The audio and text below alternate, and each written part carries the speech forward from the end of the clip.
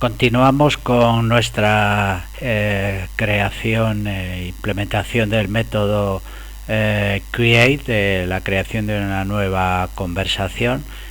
Nos habíamos quedado en que hemos creado ya en el repositorio la implementación de create de nuestro conversación interface. Ya está implementada el método y ahora nos quedaría la siguiente parte que tenemos que hacer es en el servicio crear la llamada al repositorio, ¿vale? Para ello pues vamos a proceder como hacemos siempre, que es voy a hacer un copy paste porque es lo más rápido y cómodo. Y creamos aquí en el servicio la llamada que es muy simple porque prácticamente es copiar y pegar lo que ya existe. Es simplemente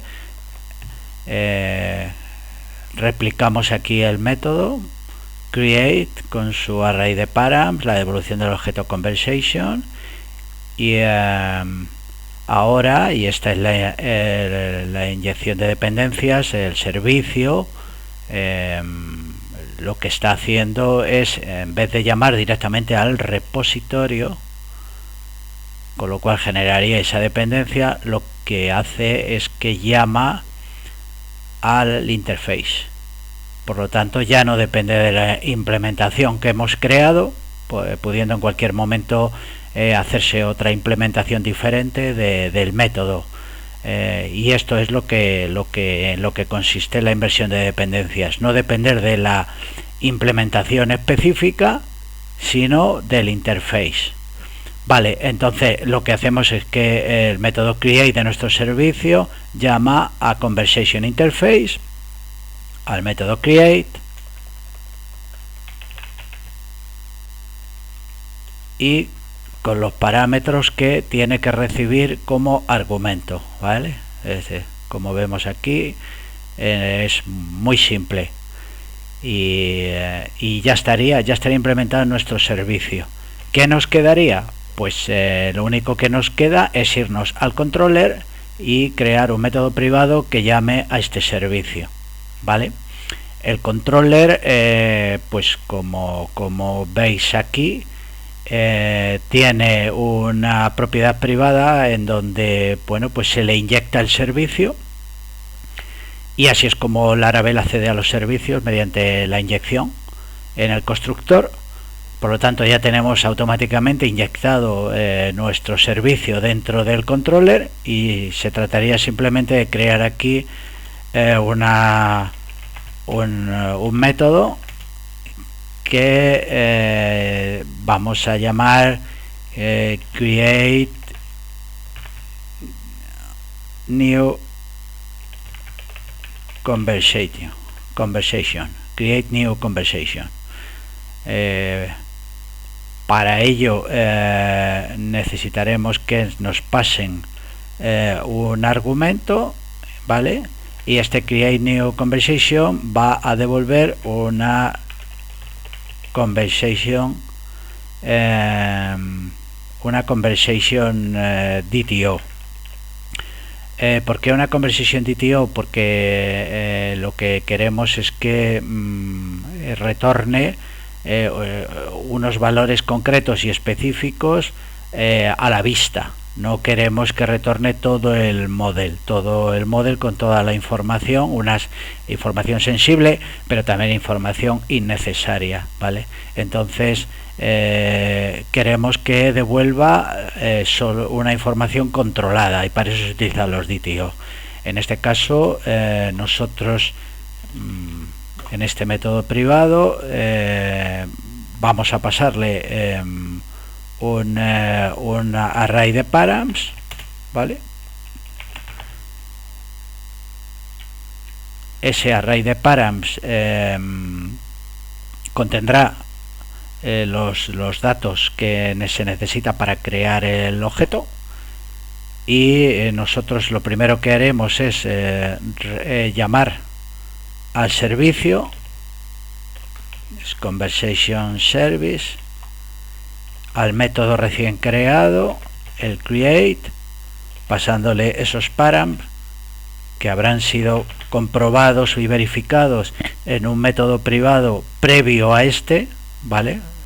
Eso ya formará parte de otra funcionalidad que ya veremos en su momento, pero aquí ya habría sido verificado, controlado todo está correcto, y entonces ya directamente llamamos al servicio para crear el objeto.